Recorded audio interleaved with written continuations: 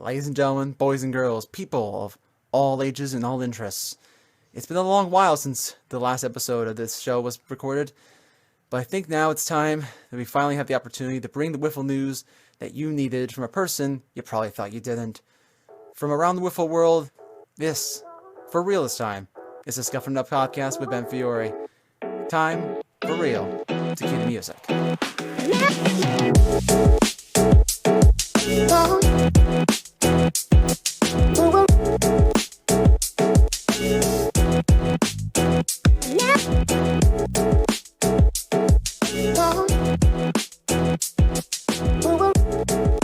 Welcome back, faithful fans. This is the Scuffin It Up podcast. I am your host, Ben Fiore, bringing this episode on this Saturday, January the 29th, year of our Lord 2022, recording from Studio B2 in Poughkeepsie, New York. It's a change of studios, but we're finally back after the long-awaited wait of this podcast that only had one episode and maybe 100 views. To spice things up this year, and for this season of the podcast, for real, I decided that just recording myself and my thoughts weren't going to be enough. So I decided, well, who could I bring on? Well, I think I may have found the answer. And who else did I decide to bring this on tonight other than the double CTWL Pro League champion, Conor DeCosta, manager of the Shoreline Breakers. Conor, welcome aboard the podcast, brother, and welcome to Scuffin It Up. Yeah, thank you. It's an honor to be on this podcast, and I'm just glad to be able to talk Wiffle with you. Excellent. So you haven't questioned your life choices by deciding to be on the show, have you? No, not yet. I mean, good. That's a start. It'll probably happen over the course of the first season, but it is what it is. That's all right. That's what's called the first season. There's always a second and the third, considering we don't get canceled. But, who knows how that goes. It's a possibility, but we'll see. Yeah, who knows. The pilot took a long time to come out, so, we might see the production time goes for this one. But, again, I appreciate you joining me and decided to take me up on this fun venture. Definitely. But I know bringing you on the show as I was introducing you, I mentioned you as a two-time Pro League champion of our league, the Connecticut Wiffle Ball League, a fast-pitch league featuring some of the best amateur players in the state of Connecticut. So here you are hosting a podcast as a two-time champion. How does it feel, considering that this year you were able to repeat? Yeah, it's just absurd. I mean, I don't think after that first series, I don't think anyone would have predicted that we'd actually go all the way. I think everyone was expecting. Right off the bat, like the first series, you have the defending champions against a newcomer to the league, that being the Madison Risers. And I go into the series not knowing what the heck to expect because, even though they're from literally the same town that I'm from, I'd never seen them play wiffle ball. And the last time I'd seen them play baseball was back in when I was 8-9 years old. So I don't know what they've retained. So, yeah, you had a few words for us that first series because I think we were all there. For those who aren't fully aware of what exactly he's talking about the opening day series that occurred back in May between the Shoreline Breakers and the expansion team for this year, the Madison Risers, who we didn't expect to be in the league this year, but after some teams unfortunately had to not follow through with their commitments for the season, they were picked up as more of a last-second kind of thing and actually proved to be probably the toughest team that we could have ever expected. Probably the complete opposite of what we expected out of a last-second team. But I know that series was crazy because we went into the first inning and we had Liam on the mound. We were like, oh, let's play wiffle ball. Let's go. And then you're losing in the third inning. You get mercy rule. Exactly. And you're like, this is not what I signed up for. You're like, I put Liam on the mound and I'm expecting a great performance. And then Liam just gets absolutely shell-shocked by almost every member of the Risers. And it was just welcome back to the league, I guess. You don't expect as defending champions to get absolutely blown out in your first series. You expect it to be kind of a closer matchup, but I think we got mercied both games. Yeah, you did. Sadly, I have to confirm that for you as I'm looking at the scores. Yep. But the crazy part is you went from that, and I know a lot of that first half of the year through July, you guys struggled. I think you lost 8 of your first 12 games in the 20-game calendar, and for a thought, as we talked about, or as I had mentioned in the quarter season power rankings we had up on our league website, I think many people expected, including myself, to have you guys be the number one pick for this year. But somehow through the second half, you guys finally found it together. I mean, Liam found himself fantastic on the mound towards the end of the year. He pitched fantastic compared to, I think it was nothing compared to what he had in May. You found yourselves finding a way to finally get around to that faster pitching and that up to competitive level. You definitely stepped your game up a lot. Got the contributions from other guys, and before you knew it, the other teams went backwards, you went forwards, and then you found yourself playing for a championship again. And I don't think we need to say it, but oh my goodness, what a series that was! I mean, you could probably speak on it yourself, because I could speak on it forever. But I mean, for you, just shortly, what was it like going into that series, the postseason, that Pro League World Series for you guys? Oh God. Yeah, I mean, I think even if I was on the top of my game for the 2021 Pro League World Series against the Risers, even if I wasn't on the top of my game, I don't think I would even still expect us to win it, because Madison was far and away the best team in the league this year. Yeah, I just want to take it away from you for a little bit there. Just how crazy, I think as we're covering this season, a little bit of a recap here. How crazy was Madison this year? We mentioned that before when we said their expansion team. But the expansion team winning 17, going 17-3, winning 17 of their 20 games in the regular season. Won the regular season title by, I think if I have the official stat here, what the official number was. They beat you guys. You guys were in second. You guys finished 9-11. Them at 17-3. They finished 8 games ahead of you, and you were 8 games ahead of first place. And you guys squeaked into this year's Pro League World Series of this past season by a single game. So that just goes to show you how tight it was on the back, but just how fantastic Madison was throughout the year. And a big reason was just the absolute domination of the man they call Sif. Zach Cifarelli was just a man of himself. Rookie of the year. He had several good honors. First, I can't even speak English for a second. First team All CTWL, first All Rookie team, MVP, John Steffi winner. I mean, adorned about every award in the book, except maybe the hitting award, I think, because you won that. But just from a pure defensive standpoint, even just his offense was good. I mean, just round a lot of stats. Batted well above 400, but at 405. Had a sub-1 ERA, struck out around 55, 56 batters in only 20 innings. And if it wasn't for the forfeits, I definitely could have seen them throwing close to 90, probably close to triple-digit strikeouts in the season, which would have been something in and of itself. So, yeah. I mean that's what you had up against you, but somehow the magic of the guy you're just talking about, Liam Wallace, was something in of himself too. At the end of the year, he was fantastic, and somehow it's just a summary for those at home was that Liam had a good second half of the year, and as you were saying, was a big reason why you guys went on that run. But no one expected him to go on the road and win the first game of the series. You guys then almost won game 2 if it wasn't for some heroics of the hitting of Madison. And then you guys pulled a miracle game 3 to walk that game off. Game 4, we probably don't need to mention much of that, considering how much of a non-affair that was. But then banking on the fact that you were hoping Liam could win 3 games in a row for you, after he held them only to 1 run, and I think he actually set the record in that game. As I'm thinking about it. Hold on, let me go back. I actually got to look this up while I have you on, while I'm on here, because I have to see what the record. I think he set the record in one of these games I think at least for a 5-inning game, because I think he set the 5-inning record was 13 Ks he had in game 1 or something like that. Oh, what the wow. official number was. Let me see what it was. But even just talking about that, he had 13 Ks in game 1. I think he had another 10 in game number 3. And even after you pitched game 2 and game 4, and they were on their roll, everyone's like, all right, game 5, you're going back home. You have to win the second game on the road in the place where they basically haven't lost. They only lost once all year. They were 9-1 at home all year, or I think it was 9. I think they won 8 or 9 games at home, something like that. Mm-hmm. And you went to game 5 thinking it was just going to be, we're going to give our best shot, but we know that things are against the wall. But we came this far, may as well just send everything out. You may as well, if you're going to go down swinging. But no one thought the swinging was going to go on for 2 hours. And a league record 10 innings. We got a big twofer. That game alone was. I still have no words now. I had no words in August. I don't know if you have words now, thinking it just as I'm bringing it back. But I mean, I think I'll just let you take it on this one. I mean, just speak about the game, man. I mean, that was crazy. That game. Yeah, it was just absurd. Yeah, I knew that, like you were talking about, Game 4 was a no contest.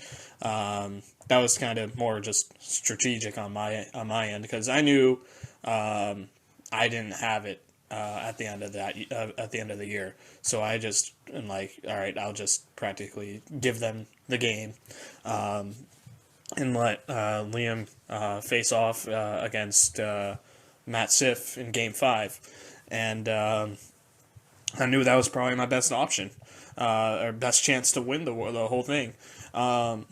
But never, never what I expected that game to go 2 hours. Because I don't even think our whole day 2 lasted 2 hours. I think that was like maybe an hour at most. That felt so quick that second day, the 3 days we played. The second day you're talking about games 3 and 4, of the games of that series. But then Game 5 was just something else. I think as I was looking it up, Game 1, Liam had set the record with, at least for a 5-inning game, he tossed 14 outs by strikeout, which was something in of itself. And then Game 5 was something else, the pitching wise. Just listen to these stats, folks. I think I'll start off for Madison because I think even though they lost, there was something else for a guy that you had taken a lot of notice of. We know we talked about very briefly about Zachy Siff, but his brother Matt Siff went on something else of a tear himself, pitching by himself alone, pitched all 10 innings, giving up 7 runs, 7 earned. But then again, it's over 10 innings, so it's a bit more comparable. And it was the third time you saw him. Tossed 16 strikeouts and threw, what was the official pitch count? 192 pitches. Liam, on the other hand, for pitch count, just to let you know how absurd this was, pitched 207 pitches. Yeah. And the fact that I find it scary is that neither one of them were dangling their arms into that. Yeah, I was consistently asking. I was consistently asking Liam, I'm like, are you sure you don't want me to just, like, give you a little bit of help? Just, whether it be for 1 inning or 2 innings, anything that you need? And he's just like, no, I'm fine. In the typical Liam way. Yeah, I know. I mean, it's good for Liam because he has that attitude of whether it just be by adrenaline or his competitive spirit. He's like, this is like almost like a Garrett Cole situation where it's like, this is my game and either we're going to win by my arm or not. But, I mean, listen, he took that chance upon himself and he proved why he's your ace and why he's a very, very top arm in this league. So that was, I mean, I got to admit, though, even though he's taking the ball for you guys, you had to be like, oh my gosh, one swing and this all comes crashing down. You're like, you come all this way. You don't want to lose it right now. There was just so much nervous energy. I can imagine it would be the same for Madison. I mean, you expect the game to go 5 innings, and then when you play an extra game, essentially. Basically, yeah. It's like, what the heck is happening? Because, heck, if you remember, like, not even like 5 minutes into the game, I hit a home run. I think it was like top of the first inning. Yeah, it was top of the Madison. First. I think it was like the second bat of the game. And then I don't think I have another hit until whatever inning. I think it was like the 7th or the 8th. Oh yeah, because I have to look at the box score. I think you guys scored the runs like that RBI single you had in the 8th inning that just got through. I think because it went through because the Risers, they had 2 guys. They had 1 guy in the infield, 1 in the outfield, and I think they had 1 guy playing the right side of the infield, and then they had, I think, Lowen, in left field. So he couldn't get the ball, and the ball came to a stop. Barely drizzled past for a hit. That. Yep. And you score that run, and then I'm like, oh my god, this might end. And then all of a sudden they work their way to get a run, and I'm like, crap. I'm like, this is still going. But yeah, I mean, the craziest part was that game ended on wild pitches, which I feel like is a shame in of itself. But I feel like it almost like as I'm piecing my thoughts together. If it was going to end anyway, it was going to end like that because the way it was going, nobody was scoring in that game. Or if someone was scoring, like it did multiple times in the 6th inning, the other team would lose focus, or they just come right would back. Let up the same amount of runs. Yeah, and then especially like the 6th inning was probably the craziest part when Luke Owen hit the home run and then decides to say, you know what, I'm going to do it again. And just misses walking off the damn series, hits the game tying triple off the wall, which was nutty in of itself. I will say that was probably another performance of the series. That was something else. I was beyond nervous when that happened because I was like, did you think they have the winning run. They have the winning run on third. They can literally poke it into the infield and I didn't have a good fielding game at all. They just poke it into the infield they make contact and it goes fair. I missed the net again. Game over. They win. And it's just like there was so much nervous energy throughout the entire game. It was absurd. I think we were laughing so hard because we all thought, like, you know what, whoever's going to lose is literally going to have it out today. Because I don't know how you go through all that and then thinking, we're going to win, we're going to win, we're going to win. And it's like, not happening today, boss. It's like, I mean, you remember, I think it was like 7th, 8th inning, something like that.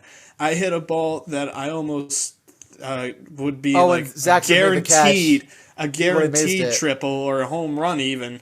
And it's like, the only thing that prevented it from being either was that it was pretty much dead center. And Zach Siff just comes sprinting over. And hands the gods the thing, dude. That was insane. Oh, it was incredible. I literally go out there expecting it to be a home run. I start my jog, and I just see Zach running over the fence, makes an insane grab, literally slams into the fence.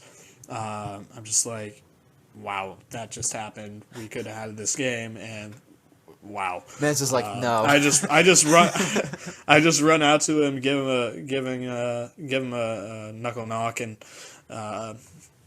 because when that happens, you just gotta applaud the guy that makes the play. Yeah, it's like the Machado Jones catch from the World Baseball Classic when he just stuck the hand out and just made a beauty of a catch. Exactly. I saw that. I'm Machado just tips his helmet to him. Yeah. Instead, you just run the length of the field and give him a nice big fist bump. So I think I give you the advantage on that. I think I give you the advantage on that one for sportsmanship. But yeah. I mean, hey, at least you didn't go like Matza did and slap his arm and almost took his arm off when that happened too. Yep. Yeah, that was a scary time. I'm like, did Matt just take his own brother out of the damn game? I'm like, no. Yeah. I'm like, please, no. But yeah, that was crazy. I mean, that whole game was crazy. And then you guys won the damn thing. We forget the most important part. You winning the thing. And then Liam's just like, yeah, we won the game. He's like, just give me the trophy. He's like, it's over. He's like, champ's here. That was I remember I'm just trying to lift up the trophy, go like, oh, like they do in soccer. In soccer, yeah. And he's just like, no, what is that? Just give me the trophy. I'm like, we're like, Liam, no, do something with it, bro. You just pitched like 200 pitches. Are you just that tired? Are you like, I'm like, what are you doing? If I won, I would have taken a victory mile lap around if we won. Yeah. If you play 10 innings, oh my god. I wouldn't even care at that point. Like, if I'm playing for 2 hours, I'm gonna celebrate like I just won a 2-hour game for real. Mm-hmm. But I was like, by yourself. I went and grabbed my own champagne, which really was just an energy drink that I just had to shake up and spill all over Liam. But anyways, we won't talk about that later. But anyways, yeah, I celebrated like it was. I don't even know, my wedding day, for God's sake. It felt like you're not even here yet, so can you really compare that? I don't know. I mean, you play 10 innings of wiffle ball. You compare it to your wedding day sometimes. So it's religion, basically. But yeah, that I can't say it enough. I know I sound like I can't speak English sometimes, but seriously, that day, that whole series was just something we never expected. And now you won a series, and now your reward is being tortured by me on the podcast. So it comes full circle, I guess, in a way. But yeah, that's incredible. I mean, I know for you, wiffle ball and wise, that's got to be the highlight so far. But I mean, as we're going 2021, I know we talked a little bit here, but I know that, spoiler alert, in future episodes we will be talking about a little bit the season a bit more with a bit more clarity. But just giving your initial thoughts as we're veering in the subject. 2022 is right around the corner. How are we feeling about Shoreline Breakers 3-peat? Ooh. Because we didn't say it was going to happen in 21, and then we're kind of like, if you get Liam for a full year, right, you hit yourself the way with the experience you have, and you don't get off that slow start. And you've seen all the teams now. You've seen Zach. You've seen Matt. You've seen basically every pitcher you need to see, at least in our region. Is it possible? What's the feeling in the camp? Do you feel a little bit overzealous yourself, or do you feel like, teams are going to answer back? They're not going to let you have it so easy this time. I definitely. I never like feeling. I never like giving a a sort of prediction when it comes down to my own team or my own camp in that sense. Lame, boring. Well, knew that was coming. But yeah, I mean, obviously, I have a good deal of confidence, and I think everyone on our team has a right to have that confidence. Because I mean, winning that first year was kind of just like, all right, we won. We didn't really have a lot of competition as far as like we only had you guys to play. But come 2021, when that happened, we had literally the best players that I think either of us had ever seen in person. Yeah, and we beat that team in the World Series. And it doesn't get better than that. And yeah, I mean, I think we have like you were alluding to, we have a lot more experience than any other team in the league, other than yourself. I definitely feel like we have a right to be in the conversation for a three-peat, but I don't want to say, hey, we are the favorite to be to have the 2022 Pro League Championship, because you never know. There could be I mean, the Risers will 100% be hungry to get what they think was rightfully theirs. And I mean, you got other teams that are interested in our league, and in that case, you just don't know what you're going to get. And you're either going to get a team that's god awful, or you're going to get a team that's miles ahead of any other team that we have in the league thus far. And it's just you don't know. So at this stage, I definitely say that there's definitely an opportunity for us to get that three-peat, but you just can never be so sure. Yeah. I love how you also said you also wanted to give me the compliment for being the best player on my team, even though I was probably still bottom half in about every category imaginable. So Yeah. I think that would speak for it. I mean, granted, all but the one series we played against you guys, unfortunately due to the scheduling conflictions that occurred throughout the season, that occurred that either of the 10 games we actually played were against Madison, the team that, well, I think the record said it all on that one. Yeah, 100%. I think other than, I mean, I think when it comes down to things, I want to take a quick glance at the. There was an article that you posted on the website. It has to do with the quarter season analysis, and we were ranked last out of the 4 teams. And I mean, honestly, we had a right to be ranked last at that point. But at the same time, we played the Risers and got absolutely demolished. We played the Rage that second week, and we didn't get crushed. But after everything that had happened in the first series, we just were completely distraught. As far as just like we had, distraught might be a nice way to put it. More like shot, impaled, delimbed, numb. Pretty much. And then obviously we were scheduled to play your team, and obviously I had some scheduling conflicts on my own end that prevented us from being able to play. So that put us at 0-6 to start the year, and so I think definitely we had more talent than what was exemplified in the rankings, but we weren't truly at the point of showing it. So, yeah. But hey, look at you now though. You are a double champ. You have a microphone, and life's good on this podcast so far, and we're so far into this good segment. But for right now, I know we just had a lot to get you into your 2020/21/22/23/ all Wiffle experiences, CTWL with you.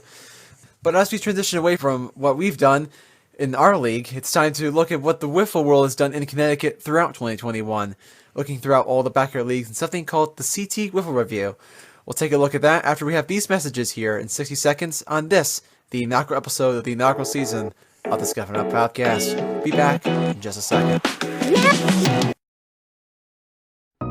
Podcasts, we listen to them, we binge them, and we certainly love them. But have you ever pondered creating your own show? You may be discouraged. Creating and distributing podcasts can be expensive, time-consuming, and involve hours of learning to just get one episode done. Why go down the path of spending hundreds of dollars when you can get podcasting without spending a dime? Thanks to Anchor, you can do exactly that. Anchor is a completely free service, allowing you to record and edit your podcast from your computer or mobile device. Just use your device's mic, hit record, and share your thoughts. Add some music and effects to add some flair to it, and when you are done, Anchor will distribute your work to all major podcast platforms for you. Spotify, Apple Podcasts, Google Podcasts, and many more. You can also monetize your podcast using curated ad reads to make money off your podcast, all with no minimum listenership. With Anchor, there is no learning, no setup, and no organizing fees. It is everything you need to make a podcast, all in one place, all for free. Join me and the Scuffin It Up podcast, as well as thousands of other shows like this one. Download the free Anchor app wherever you download your apps, or visit anchor.fm to get started. That's ANCHOR.FM. Anchor by Spotify, the easiest way to make a podcast.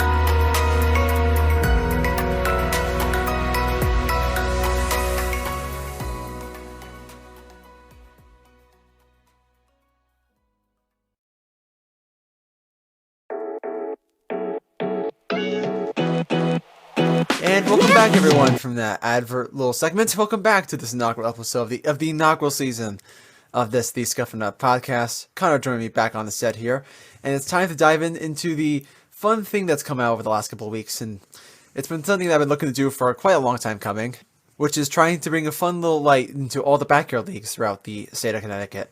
As much as I try to promote my own league, the Connecticut Wiffle Ball League, to be this very competitive, hyper-focused amateur format, that still only speaks up a very small population of all that wiffle ball goes on in any given year.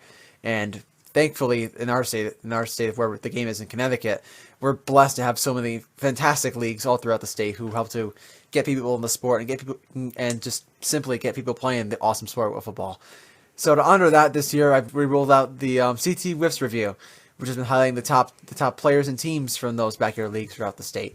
And I think just on this episode, I know it's been a while and they've been out for a little bit, but I wanted to go over the rankings a little bit and just get some initial thoughts on them and just talk about some of the more notable selections I had in the selection process for these lists. So that being said, I think probably the first name that comes to mind on the list, and I think I'll talk teams first, has got to be the team that's taken over backyard wiffle ball this year, Shacktown Wiffle Ball. They were an honorable mention this year on the list from the Darien Wiffle Ball League, captained by Simeon Dahl and Luke O'Connell. And thank you, Darien Wiffle Ball League, for bringing all the great, fantastic YouTube content you bring, because watching the videos throughout the year and making the list this off season, I've learned that Shacktown Wiffle Ball is a team that is incredibly fun to watch. And if we had the award for most fun team in the state, no offense to maybe my own team or any other teams in the other leagues, I mean, this team puts the FUN in fun. I mean, they are awesome, loud, energetic. Win or lose, they're just a bunch of guys having fun. And I mean, it's the epitome of wiffle ball, to put it clichély, weirdly, but also just being straight up with it. So, I mean, I know, Conor, you've been looking at the list a little bit the last couple of weeks. What do you think of Shacktown and what they've done? I know I've been talking a bit more of their charisma, but what stands out to you from them? Yeah, I think... as you mentioned, I've watched a few videos involving Shacktown, and you can just see just from their how energetic they are when it comes down to if they get even just a space knock, like not even a double or a double, triple home run. Like if they get a single base hit, they're gonna be like yelling, screaming. It's gonna be having as much fun as possible with the game. And that's, I mean, when you go to the roots of wiffle ball, it's more often than not just a backyard game. But when it comes to leagues like ours, like Darien, like Sono, so on and so forth, you're trying to be competitive with it. But I think the thing that Shacktown does, different than a lot of other teams in Connecticut, is they keep that fun aspect in it. But at the same time, they're a good wiffle ball team. Yeah, I So think I was just take a bit of that. I mentioned the captain Simeon Dahl, and he also was a good player up on the list this year. I think he was ranked 12th on the list, something like that. And for his rookie year, he was awesome. I remember him with his big lefty swing. He also throws lefty, but I think he throws lefty. Anywho. I couldn't tell you because I can't remember the rankings I even made myself. Just watching him with this fantastic just energy he had offensively, even just talking about that side of his game, he was amazing contributor to that team. Slugging very well in batting average, up there in the league in home runs and run production and all those statistics. And even though the Shacktown finished 4-10, I think him coming alive in the second half of the year with the pitching side and him just continuing to see pitchers, some of the top pitchers in that league very well. Just seeing the arms and just hitting the ball very well. I mean, that was a big reason why they made that run to the ALCS and finished one series win away from almost making it to the World Series in the Darien Wiffle Ball League, which is pretty crazy for a first year. I mean, it's certainly far from maybe Madison Riser's good, but then again, I think they more make up for it for everything else they've done this year. So I think I want to give a love to Shacktown, and I know actually I was reading through some of the news, and if I saw this right, they actually picked up Darien Wiffle Ball League staple Jack Cunningham, and then when you add them to just that team, I'm like, wow, Dahl, O'Connell, Cunningham, who's been a big contributor with the team, with Jack's team, the Dodgers, is also on this list, and they also made the DWBL World Series this year. I'm like, this team has got all the hype in of itself. Like this is a team I mentioned on the rankings. This is a team that you're gonna be scared to play. I think you're gonna be scared to play next year if they get it right with what they have offensively and defensively. So that's a team that I think Shacktown's a team that had a great year this year. I want to bring a little love to them. Other teams that I'm scrolling through on this, as we're looking through. Who else we giving love to today? Who else gets the love? I think I had it on here. Oh, another team that was next to them that just reached the top 10. The Piss Missiles of the Sono Wiffle Ball League in Norwalk, Connecticut. Quite a creative name, I must say. This is a record just to share a couple stats on them. 4-11 in the regular season with an over record of 9-16. A lot of extension of those games because in Sono, all the teams make the playoffs. And even though they were, I believe, the second to last or the last seed, they may run all the way to the Sono Wiffle League World Series, where they fell just short to the eventual champion Nighthawks. So another good team for them. A season that I guess a postseason, more to speak on that. A postseason that I don't think anyone else expected out of them. A fantastic run for them, and nearly almost pulled another fantastic upset in Sono. But unfortunately, the Nighthawks and our good friend and Jeff Caccio ended up getting himself a ring, so powered out to him. Other teams of note, as I get a nice salute from Conor there as I do the same thing on time there. Let's see, just running it through. I think one of the things that I think one of the teams that kind of deserves a little bit of notability is the Backyard Bombers. And I mean, as much as they were their champion of the Compo Wiffle League, like you said in the little blurb about them, they did find themselves in a little state of flux. But at the same time, they have arguably one of the best players in their league, Alex Oppenheimer. And when it comes down to things, I think they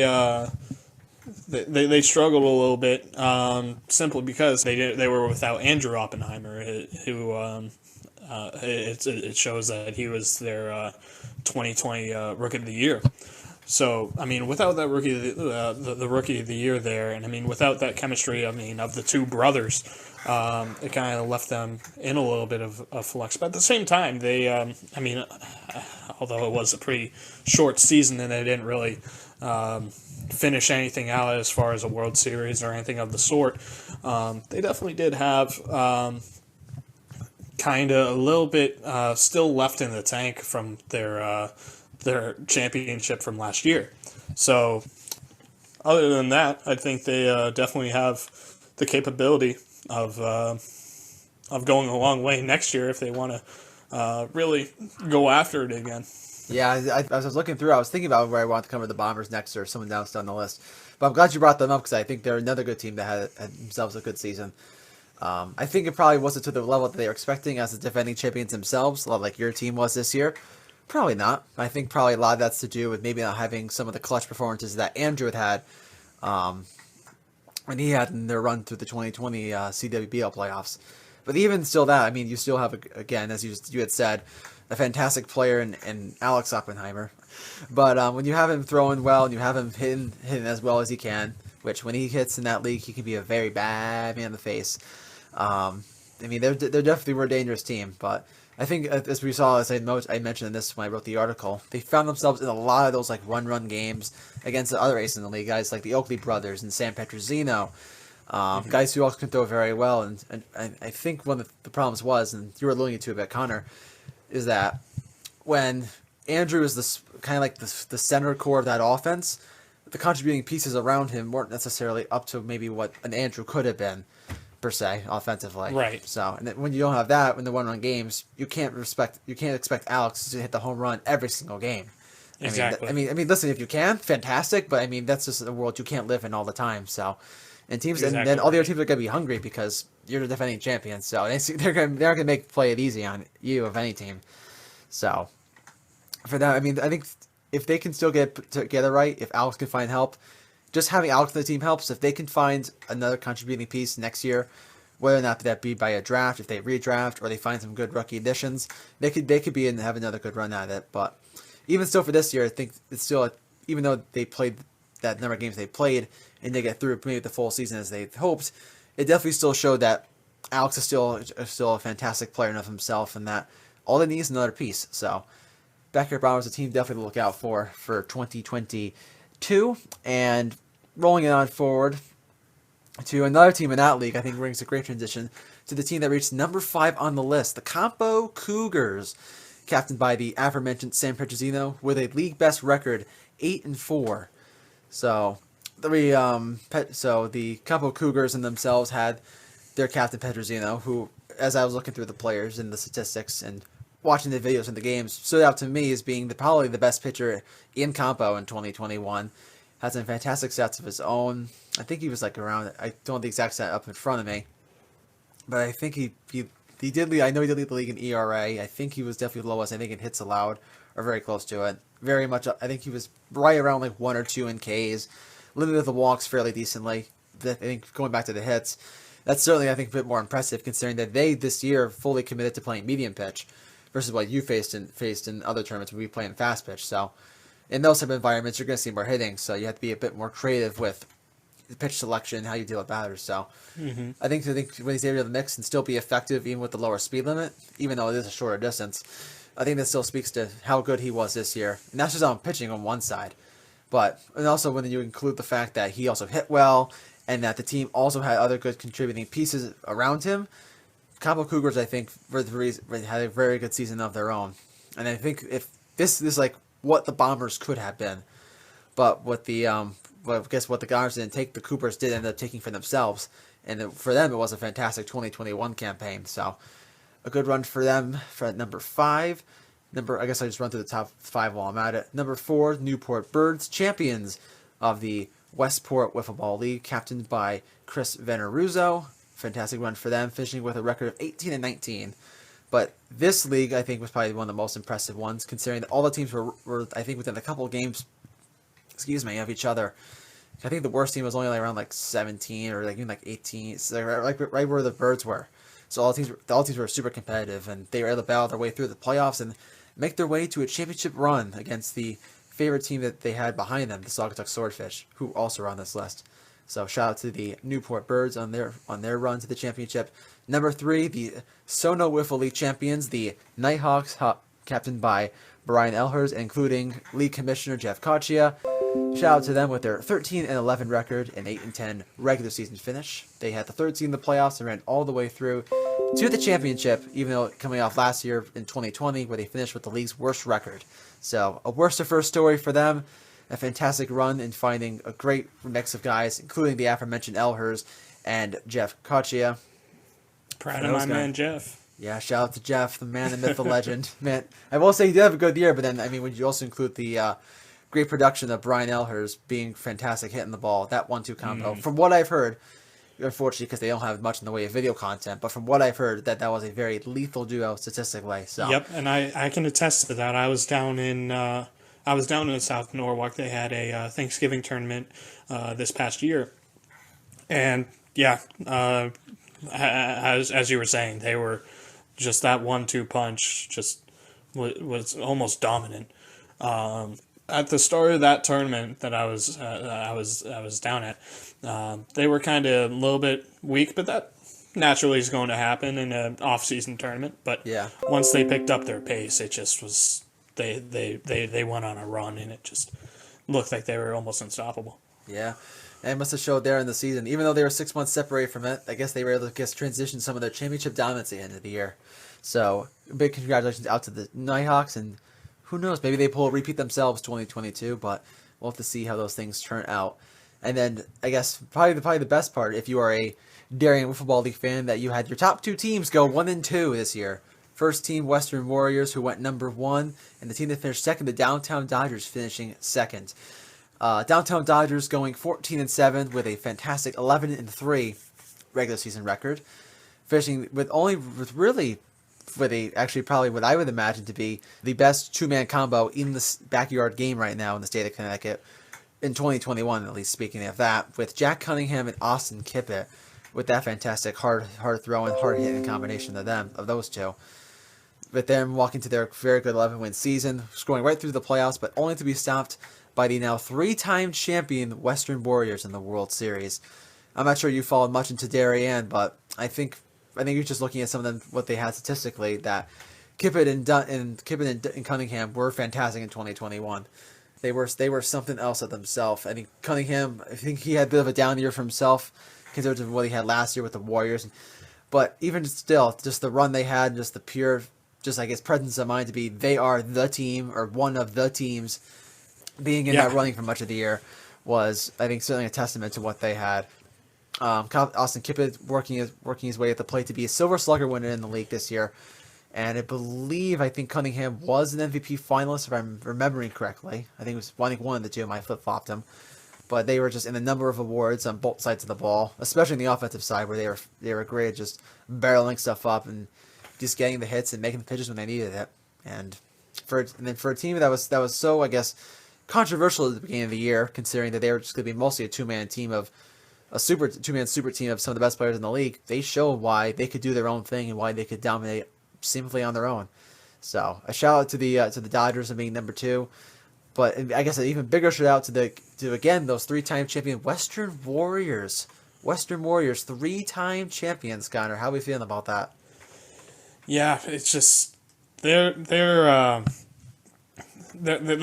the dynasty going, and it's just I mean, obviously you got the Dodgers right there behind them, like right looking, breathing down their neck, and but I mean, if someone beats the Western Warriors, it would take in the World Series, or even before the World Series, it would definitely take a lot of effort and a lot of true skill to do it, because when you got Henry and Brogno on the mound, I had a chance to watch him play too, down at that tournament in South Norwalk, and he was lights out. I mean, he's a flamethrower, as some people would call it, but I mean, obviously, you got the other flamethrower in their league, as I think Ben can attest to.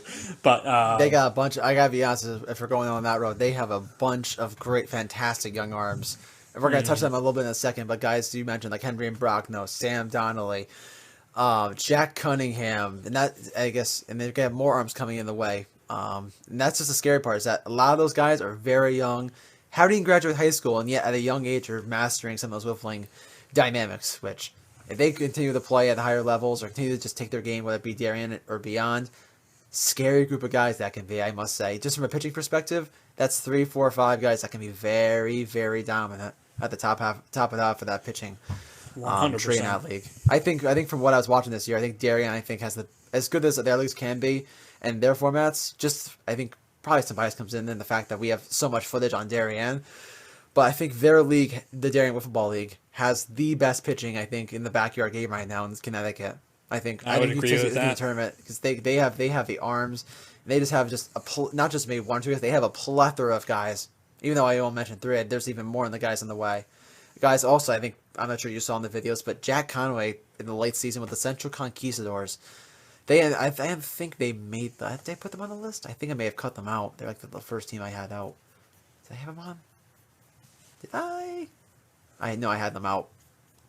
I didn't have them on the list for this year. I didn't. No, I did not. I didn't. But he also had a great, fantastic campaign. But they almost knocked off the Eastern Elephants in the DWBL playoffs, led by another flamethrower, Sam Donnelly, who, as we'll get to in a second, is good a player himself, being Mr. now #1 player in the state, as we like to call it. So even the fact that he even challenged him through, I think the first game in that series, if I remember correctly, was a 9-inning game they played that went down to the wire. I think it was like a 1-0 game they played between him, Conway, and Donnelly. They think was separated basically just by whoever just blew their arm out, whoever got tired first. So if that doesn't tell you enough about how good that game was and how they were battling, how good just some of the arms are in that league, I mean, I think there's enough to speak for it on itself. And if you don't believe me, you can watch it yourself. I think there's certainly some fantastic stuff going on there. But I digress. We're talking teams.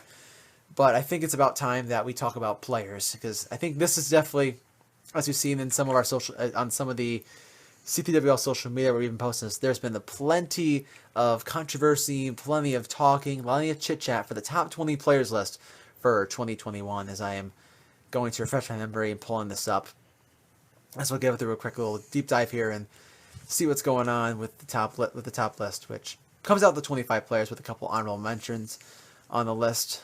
But we'll kick things off in the main part of the list, provided I don't find anyone else I haven't talked about yet. I had talked about Jack Conway. He was an honorable mention, ranked 21st on the list this year. Let's see. What other guys I want to talk about? One of our guys, I think we were just talking about, Andrew Oppenheimer, ranked 20th on the list in 2021. Other notable names include Ryan Smith from the Westport Wiffle Ball League of the Flavortown Hogs. A truly awesome name, I must say. He had himself a good year, batting .563 in the limited stats we have from the few games they played, hitting 4 home runs, 5 ribbies. No awards, though, but I think if they had published awards, I think he would have had a good share of those. So shout out to Ryan Smith, 18th ranked. A little bit of a shout out to Guy Fieri as well. I mean, with Flavortown Hogs. I mean, I think we all know where they got that name from. So I think we know, but I think there's more top players on the list we could talk about too. So I think we'll focus in on them. Any rate, other notable names include a great contributor to the Western Warriors Championship campaign with Cooper Puff, who knocked out that fantastic run of the Shacktown Wiffle Ball team in the League Championship Series round of the playoffs, hitting a big home run in that series, and had a good couple knocks in the DWBL World Series. Had himself a good year, batting about 400, and even for himself, had himself a notable 6 wins. So again, even though having a bit of a questionable ERA around 3.7, he still proved to be a good, valuable arm on a very deep, very talented Western Warriors team. So another name that I found very, very, who had a, God, Ben, speak English here, who had himself a good year in 2021. Other guys on the list, Sono Wiffle League Commissioner Jeff Kochier finding himself 15th on the list this year. Not much in the way of stats, but again, when you're partnering up with Brian Elhurst and hitting the living daylights out of the ball, I think that speaks to how well you are as a ball player. So I know you can test that a bit to yourself, Connor, but another good name on the list from Sono Wiffle League. If you want to, I guess break it, I'll let you have a breakdown on Jeff here. On what you've experienced. I mean, Jeff has a perfect combination of just a great ball player, but I mean, he also has just like a great personality to go along with it.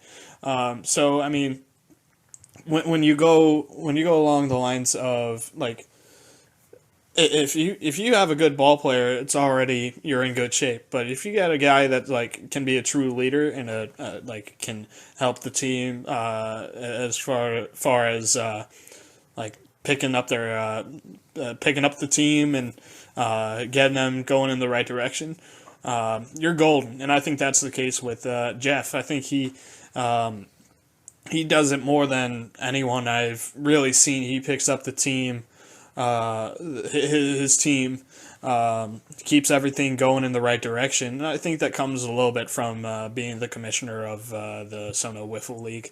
But at the same time, if you keep those skills and take them to your own team, and you're a good player at the same time, I mean, you're really in good shape. So, yeah, I think he's definitely a player that anyone would love to have on their team as far as the Connecticut Wiffs goes. So, Jeff, if you're listening to this, shout out to you, and glad to have played against you in the tournament. I was gonna say, I wanted to ask you. I don't know if you were gonna get to a point where you may have embarrassed him by possibly hitting a dinger off him. Is that true? Oh no, I didn't hit a dinger off of Jeff. I hit a dinger off of Andrew Oppenheimer, and I do have to admit it kind of was a bomb, but a little shameless plug for yourself there, taking the blame. But nah, I didn't hit a bomb off Jeff. But yeah, I mean, the way he runs his league down there is, I think it's really well run.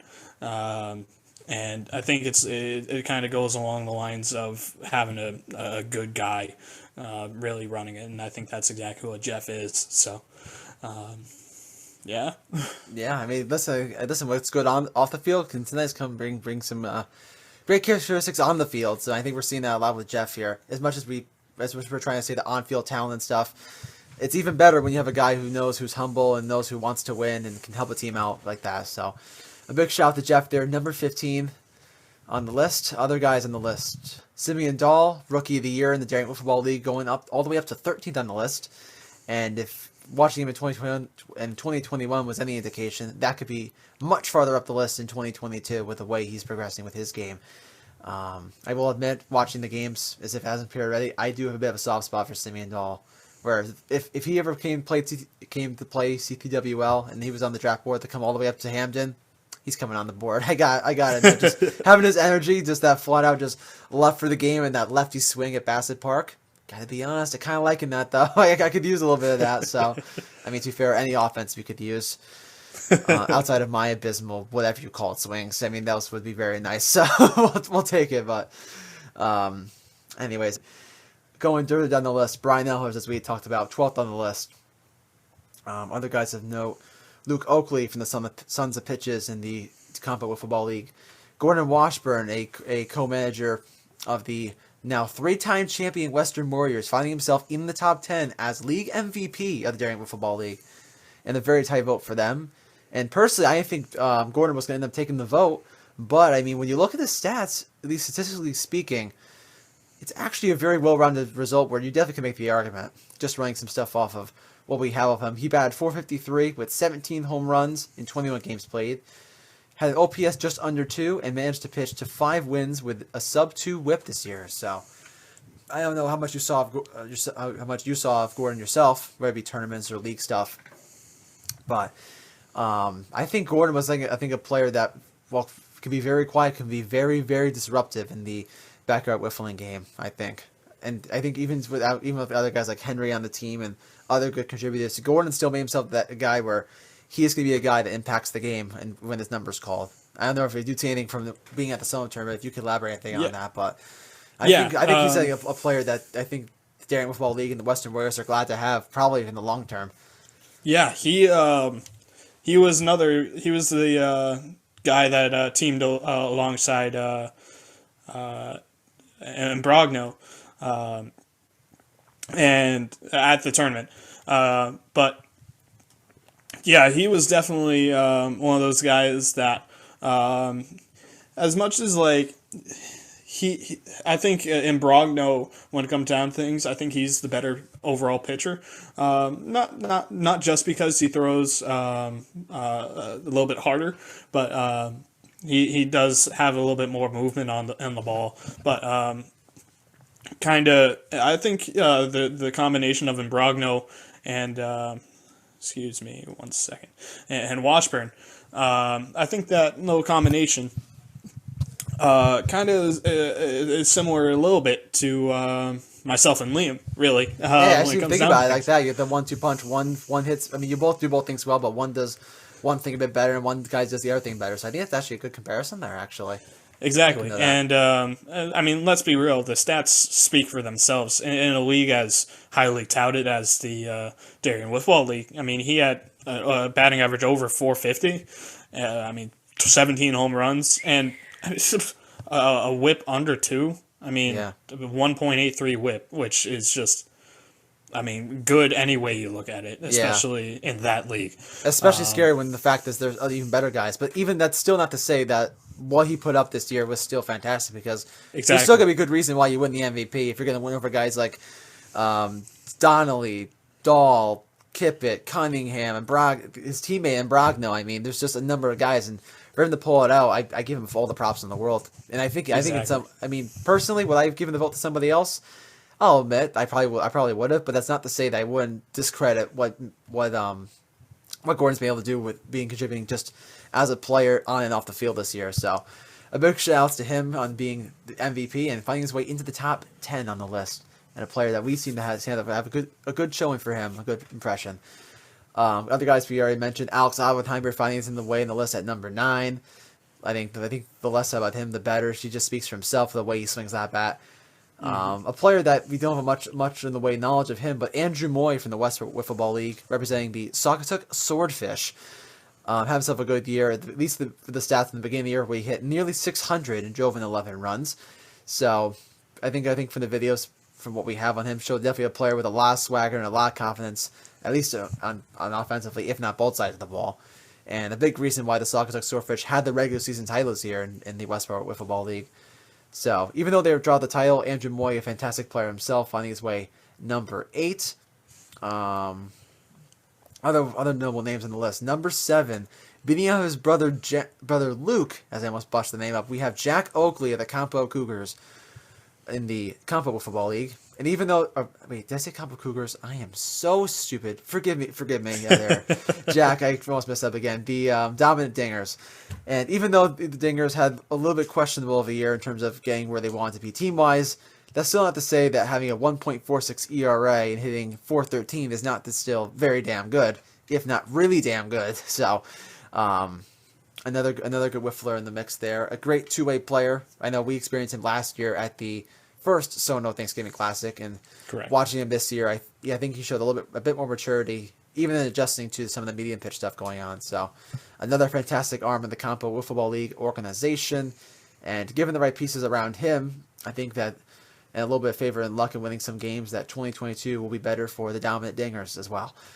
Other includable names, Henry and Brogno, the young man coming up, and I will say, watching the videos, and you had seen a bit yourself, this kid looks seriously dangerous for the age he's at, I gotta be honest. Mm-hmm. If that kid gets a bit more maturity and can throw a couple more pitches, I'm not going to say I'm going to plug it right now, but if that kid's in the fast pitch environment and a cut ball, that's really good. That's scary.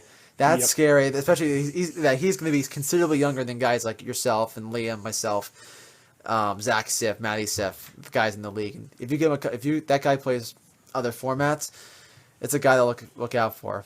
And even just looking at the stats, I'll just read them off too, because may as well add to the case. Had nearly 30 innings pitched, 6-2, a 1.76 ERA, and struck out 83 batters. So, that's what. Really good. Really good. Yeah, that's exactly what I saw down in Sono, and he was just lights out. And I mean, as much as there were a few complaints as to how hard he was throwing, which is a good thing when it comes to Darien.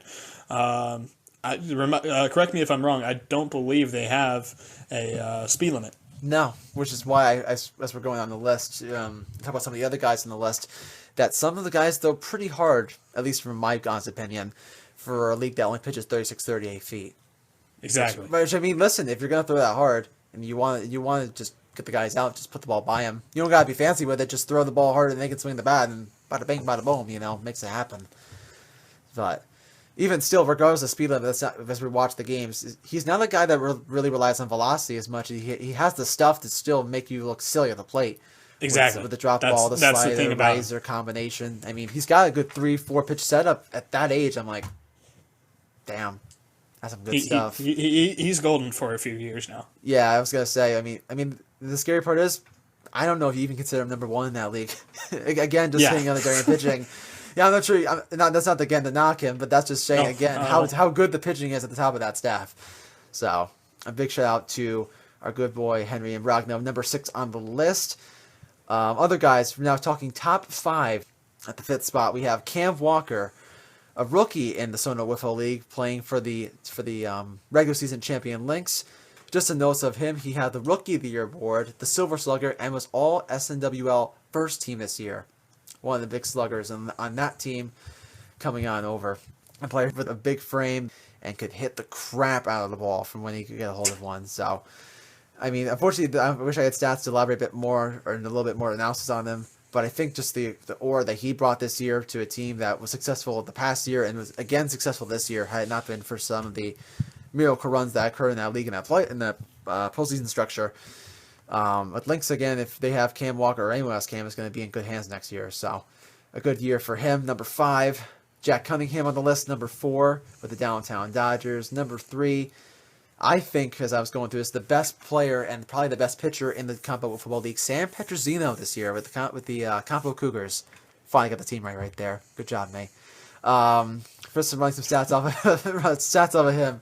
475 average, 29 hits in 12 games, pitching 42 innings, and to I believe a league best 1.43 ERA. And even still in the 2-out format that they play compared to the 3 outs. Even still, just having some of the stats that he had still speaks to what he's had for his CTWL career and just his competitive format. I know we faced him. I don't think we faced him last year because I think he pitched some earlier games. But watching him this year in 2021, his arsenal is also another one to look forward to.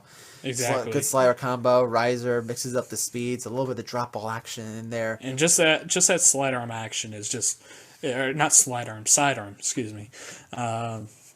That sidearm action is just tough to read right out of the hand. And yeah, if you're a good hitter, you can, but it's wiffle ball. Exactly. A good hitter still gonna look dumb 80% of the time. So when it comes to Petrosino, you can't really read him at all. So no. I would agree with you there. I would agree he's the best pitcher in the Compo Wiffle Ball League, and it's really tough to touch any of his pitches.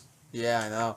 And even though we got to face him last year, we actually faced him, I believe, I'm getting the names right. I'm going to mess the Browers up again, aren't I? That's just why I'm scrolling back. We faced Jack last year when we faced him in the tournament. That's right. And we faced Alex. Did we face Alex? I don't think we did. Alex Oppenheimer? Yeah, we did. I thought Jack pitched the whole game. I thought. You might have faced him this year. Did you face Andrew or Alex or Andrew this year? I faced Andrew. Okay, that's probably why. Then you're mixing the 2 years up. I was gonna say. I know. Alex Oppenheimer. He was at the tournament that we were both at, but I might be wrong. I don't know if we faced him, but he was there. Definitely pitched. Yeah, I was honestly wishing we faced Sam because if Jack's good, I think Sam could even take it up a notch further with some of the stuff he's got, and even the fact that he was a bit more accurate, kept away from the walks. Which I think for just wiffle pitchers in general is just you stay away from the walks, you save yourself a lot of trouble with leaving up the runs off the board and being effective. Saves your arm too. I mean, if you feel like doing that, I mean, but just looking at it in general, just being efficient, throwing the pitches well, hitting the board, and just being a nuisance, being a grim reaper, as the words of Andy Reid. So, and that's just on one side too. So. When you can hit that too, and you also lead your team to a league best 8 wins, call it a good day, I think. So, Sam Petrosino, I think if we have the official award for best CTWL player 2021, you probably get a nomination. But for right now, you are number 3 behind the guys we have on the list, and it was a tough vote between this, and I want to get your vote right now. On the list when I published this, I had Artie Kochia of CTWL Wiffle Ball League number 2 playing, and he played with the Lynx alongside Cam Walker. Both those guys in the top 5, and Sam Donnelly was the big controversial one, number 1. I'm fair to say, if you want to call me an idiot on this one, or you want to call me an imbecile, Do you think Sam Donnelly takes the number one slot in your eyes? Yeah, honestly, I'd agree with you there. It's definitely, like you said, it's a really, really close call. I mean, I remember playing Artie, and we were both there.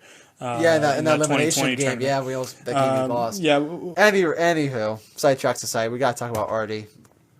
Man, 3 words. Man can huck. As I put 4 fingers up, but I think we're gonna do that again. Man can huck the ball. Man can absolutely do it. I mean, he is a little bit limited in the arsenal of his pitches, but that's not to say when he's hitting the strike zone, it's like, holy smokes. Like, holy smokes, this man can ball, man. Like, I know we faced him last year, like when we played together in that tournament.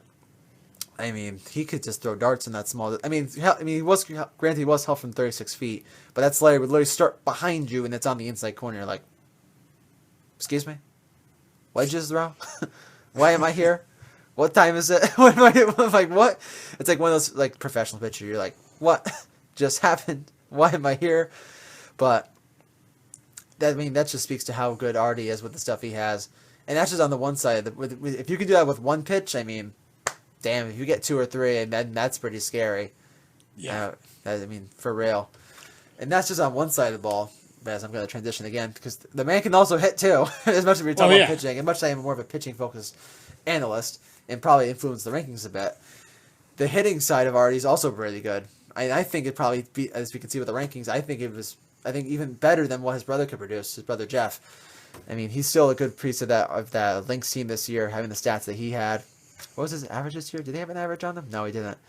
But even still, it was good enough combined with his pitching to find his way to the MVP award for the second year running, and then again in all CTWL first team selections. So Artie barely misses out, but even as he misses out, a very venerable effort, a fantastic effort from him 2021. And if the things line up 2022, I would not be surprised to have him on the list. So Artie, fantastic year for you.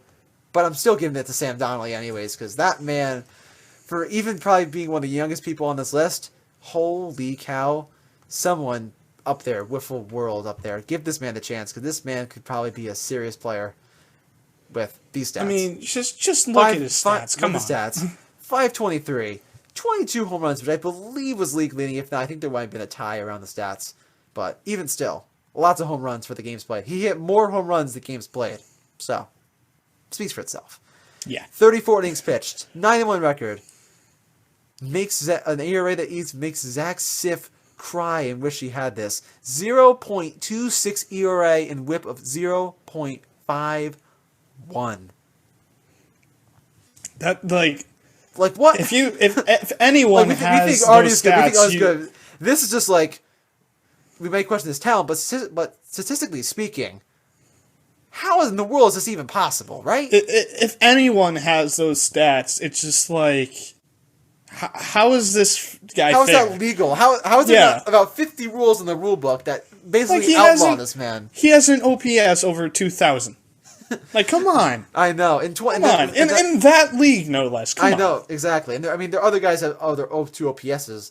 But the dude, at the rate that he did it, of the number of games he did it, and still pitch practically perfect. I don't know what the official stat was. I think he had like 2 or 3 earned runs the whole year, in at least regular season speaking. I don't know if it could have been combined, actually. I'm just saying that, like, the fact that you had an OPS over 2,000, 22, while having an ERA of .26, like, those two combined, you don't want to face him when you're at the plate, and you don't want to face him when he's standing at the plate. So you won't even want to have the guy standing next to you for fear that he's going to rip your team in shreds before the game starts. Like, that's how good the guy was. I mean, just pure statistics. And people have knocked him a bit for saying that maybe he's not the player that everyone says he was, and that could be true in 2022, because I don't know how you follow that year up. But even still, just looking at this year, man put on a show. And I mean, given that year, as I was talking about, but this is why I think Gordon didn't deserve the MVP award, because if it's between Gordon and Sam, how do you say no to Sam Donnelly unless you have a political bias in the whole thing? I mean, seriously, come on. I mean, Braden, commissioner of Dang Wiffle Ball League, if you're listening to this, how did you not select Sam Donnelly to be the MVP here? I mean, I like, how? I'm flabbergasted. I'm speechless. I have no words. I keep speaking. I say I'm speechless, but I keep speaking. But still, I would definitely say he should be a favorite for next year. I would 100%. Provided I hope he doesn't fall off a cliff, and then I wake up in July recording, and I'm like, Ben, what kind of stuff were you on recording this in January? I'm hoping this doesn't come back to haunt me, like I said about for 2021 Augerville Defenders. But it could happen. I hope not. I don't think he's gonna fall off a cliff. He's only getting into his prime as far as a whiffling prime goes. Yeah. I mean, he's one of the younger guys in CT Backyard Wiffs, and he is literally the number one guy. So yeah, I mean, and it's just go ahead. He can get a whole lot scarier if he gets more. He already has plenty of control. He already has plenty of pitching repertoire, and he can hit the ball a mile. But when it comes to him getting older, he's gonna throw it even harder than he already is, and he's gonna hit the ball further than he already is. So he's gonna become even more of a menace at the plate and even more of a menace on the mound. Yeah. So it's just gonna be. Why bother? I hope that this doesn't come back to haunt us, but I have high hopes that he's going to be just continuously the best guy in the state. Yeah, I mean, as far as 21's concerned, I think he's as good as some other guys we've spoken to. I don't think anything comes close to what Sam Donnelly just did 2021. Not even close. Like round of applause for that, man. Like seriously, that is some serious stuff. And in case anyone was wondering, while I was looking for the stats for the runs that came up, including all games this year, 3 earned runs in those 34 and some other things, and pitched 8 complete games. Yep. Yeah. That's MVP numbers. And that's I mean, illegal. That's like illegal. That's like illegal for real. Honestly. Yeah. That's black market good, honestly. And I can agree with you that he should have been MVP. I think the thing that it came down to was where their team finished in the standings. For them, I think it was they went to the what was the official? It was the ALC or the ALC. They were in the semifinal round. I believe they were knocked out. I think they were knocked out by the Warriors. I think. Yeah, they weren't by the Warriors. They weren't by the Dodgers. Okay. Which even still was a good team of itself, and they went for full 3 games in that series, and the best of 3. Exactly. But I think that's the thing that that's what I would hope. That's what the decision came down to, just not being able to make it to the World Series with a guy that's flat out dominant on the mound. But either way, I mean, it doesn't matter if you're not able to make it to the World Series or not. The MVP voting doesn't deal with any of that. It's just you got to be solid in every aspect. Really good. You just got to be really good. Just ball out, man. Just show out. Man. And he was, but I mean, I guess it wasn't exactly seen that way completely. But I think definitely next year he has the potential to shut him up and take that MVP trophy. Well, we're gonna be shut up. I don't know. Let's hope not. I don't think please, so. No. I don't think so. But we'll see. Yeah, who knows? Maybe they bring the Sam Donnelly rule where they can only throw 2 innings at the 3. Who knows? They slow it down. But I think just looking at Sam being, I guess, as much as we praised him, is that a good thing to elaborating at. It's just that this Elephants team still did as well as it did, and really only had Sam Donnelly on the mound for most of it. Yeah, and still were like, and we complain about our teams having rotation issues, but do you really need to have a rotation when Sam can throw basically every game?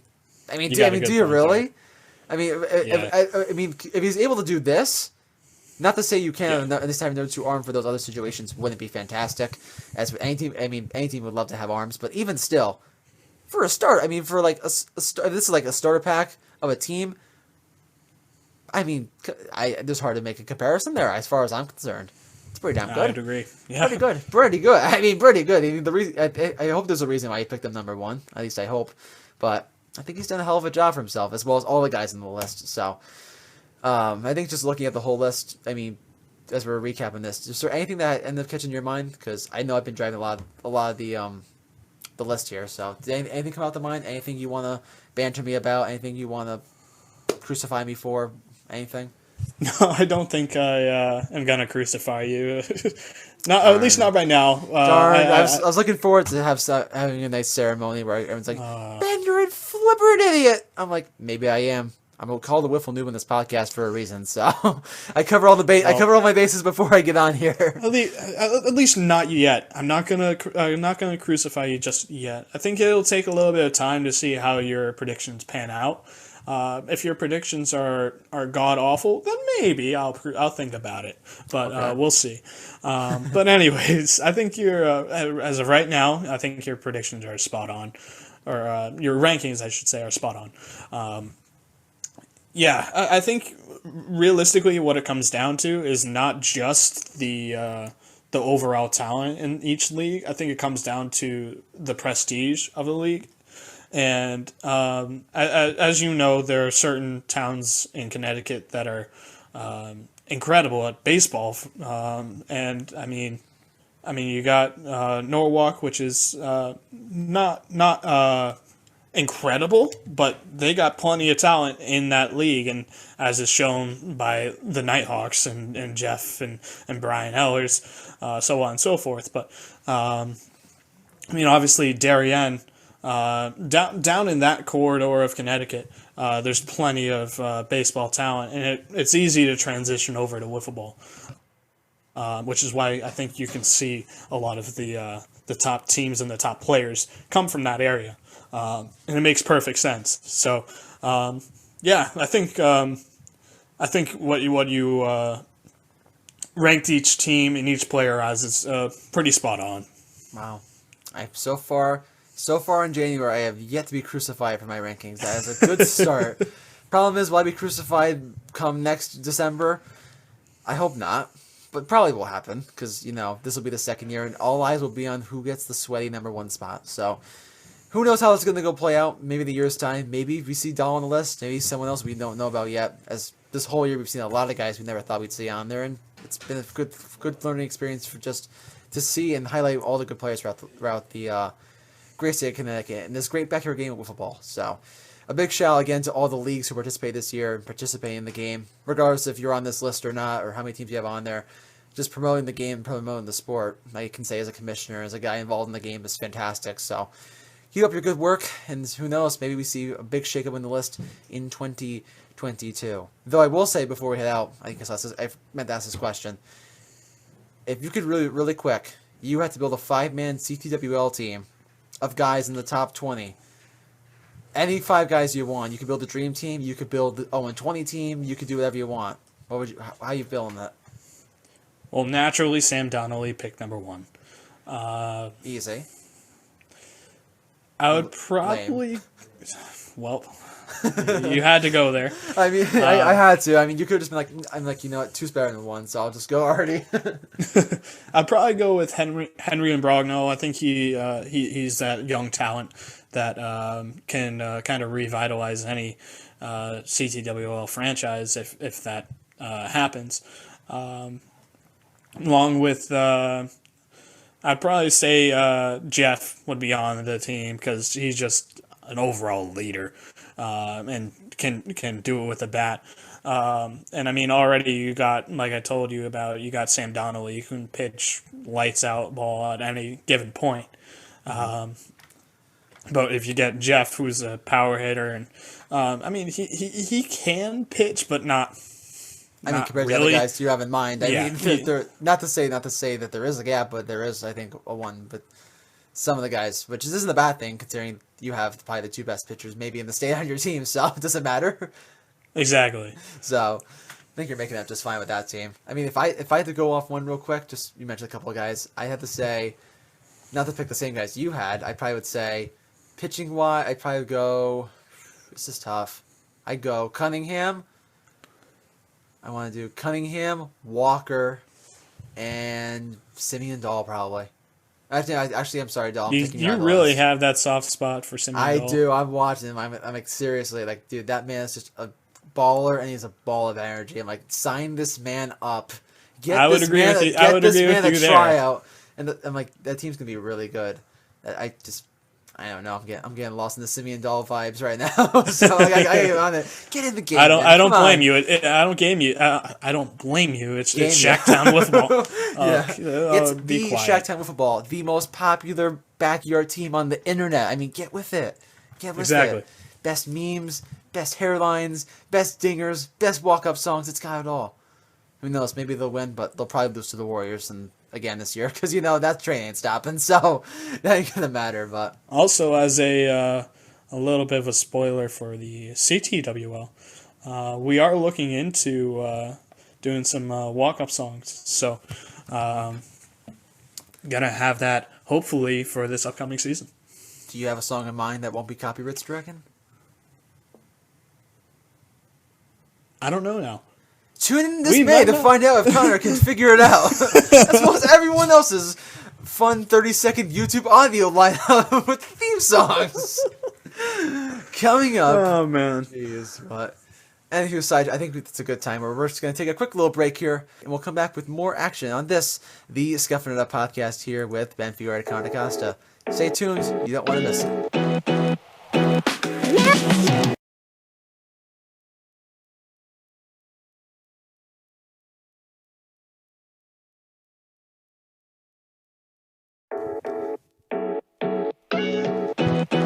And welcome on back, everyone, to this, the Scuffin It Up podcast. We just went over, well, Conor and I just went over the CT Wiffs review, both the top 10 teams, the top 20 players, and we're just about rounding up this episode. So, Conor, as we wrap up this up thing here, I guess 2021 in general, any notes, any thoughts that come to your mind as we round this episode off?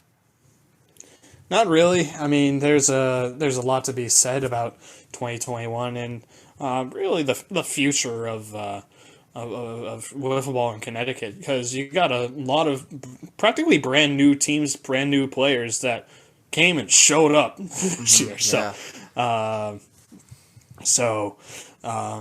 think wiffle ball in Connecticut realistically is moving in the right direction. So I don't really know what more there is to say about just the overall status of wiffle ball Connecticut. I think it's in a good place. Yeah, I was gonna say, imagine what a pandemic can do for the sport right now. What we did when we started this back in 2020, where a lot of guys got into the game, and now it's 2022, and we got a MLB player lockout. So I'm like, regardless of Connecticut wiffle ball, just wiffle ball is in a good damn place right now. Mm-hmm. Regardless, whether you're playing backyards, whether you're going to play at nationals, whether you're playing whatever corner of the 7 hemispheres you're playing in, there's just opportunities everywhere. And I think just getting out there and playing whatever makes you comfortable, competitive or not, casually, it's just good for everything. So stay healthy, stay positive, stay negative with the COVID test, and keep playing wiffle ball, everybody. That's, I think, the message of all of this. And for all the leagues out there, Connecticut and not, here's to a fantastic, healthy, and very competitive and fun 2022. But with all that said, this is going to wrap up this, for real, inaugural episode of the inaugural season of this, the Scuffin It Up podcast. To find out more information on the show and for when next shows will go live, you can find us on Instagram and Twitter at Scuffin It Up or at SCUFFINITUP. And again, that's on Instagram and Twitter, where I know, especially on Twitter, I can speak as I run this, that we'll be posting a lot of stuff with maybe some bloopers and giving you updates on when you expect new episodes.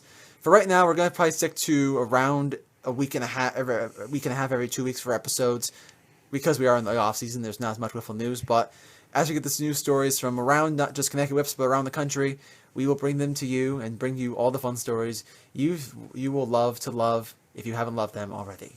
But that's going to do it again for us. For Conor and myself, I'm Ben Fiore, recording from Poughkeepsie, New York, and Conor, recording from some caddy shack in Connecticut. It's been a fantastic episode, Conor. Great to have you with us, and hopefully for a great season of Wiffs to come, 2022. For all of us, take it easy, have a blessed one, and until the next one, see ya! See ya! Alright, that wasn't your damn thing. That's my thing. You haven't earned that. Take it easy, everyone.